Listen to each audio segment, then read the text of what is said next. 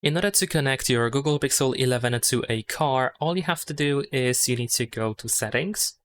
Then over here in Settings, we're gonna go to Connected Devices, and then in here choose Connection Preferences. Now here in Connection Preferences, we should be able to find the Android Auto option, so let's go ahead and choose that. Now we can tap on Connect a Vehicle to begin the setup.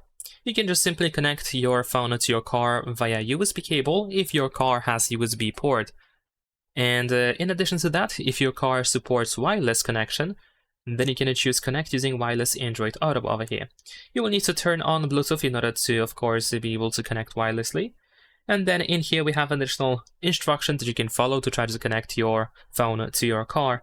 You can also choose Connect using Bluetooth in here and then tap on the Pair a Vehicle button here in this place in order to then jump to Pair New Device, where you should be able to find your car here on this list of available devices.